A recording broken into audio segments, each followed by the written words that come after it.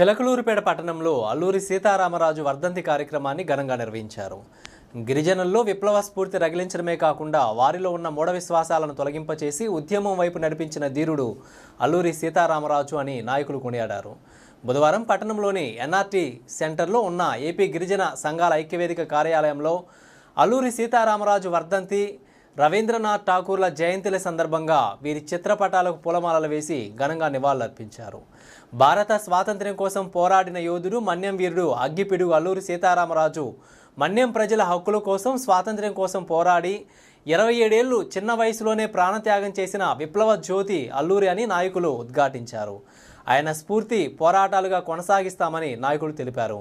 ఈ కార్యక్రమంలో ఏపీ గిరిజన సంఘాల ఐక్యవేదిక రాష్ట్ర అధ్యక్షులు బి శ్రీను నాయక్, సలికినిడి నాగరాజు, బీసీ నాయకులు పుట్ట వెంకట బుల్లోడు, కంచెర్ల శ్రీనివాసరావు, చందవరం హరిప్రసాద్, చరణ్ తేజ, శ్యాంపాల్తో పాటు పలువురు నాయకులు పాల్గొన్నారు.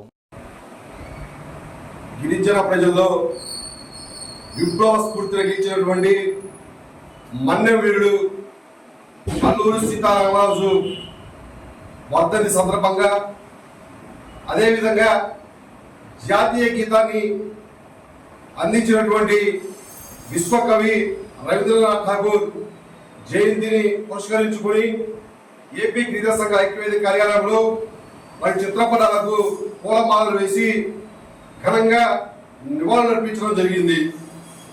చిన్న వయసులోనే అల్లూరి సీతారామరాజు దేశం కోసం, అదేవిధంగా గిరిజనులలో మూఢ విశ్వాసాలను తొలగించి వారిని విప్లవం వైపు చైతన్యవంతం చేసి విప్లవం వైపు నడిపించినటువంటి ఘనత అల్లూరి సీతారామరాజుకి దక్కుతుంది. అది తక్కువ వయసులోనే అల్లూరి సీతారామరాజుని బ్రిటిష్ వారు కాల్చప్పడం చాలా దురదృష్టకరం. అదేవిధంగా విశ్వకవి రవీంద్రనాథ్ ఠాకూర్ గారు ఆ రోజుల్లోనే స్వతంత్ర ఉద్యమంలో పాల్గొనడమే కాకుండా ఆ రోజు ఒక జాతీయ గీతాన్ని అందించిన ఘనత ఆయనకే దక్కుతుంది. అటువంటి వ్యక్తుల యొక్క స్ఫూర్తిని మనం ముందు తీసుకోవాల్సిన అవసరం ఎంతైనా ఉంది. ఈ తరం యువత చూస్తా ఉంటే ఆయన రచించినటువంటి కవితలు కానివ్వండి, ఆ రచించినటువంటి రచనలు కానివ్వండి, ఆ రచించినటువంటి జనగణ మన జాతీయ గీతం కానీ తీసుకెళ్ళేటువంటి పరిస్థితి యువత కనిపించట్లేదు.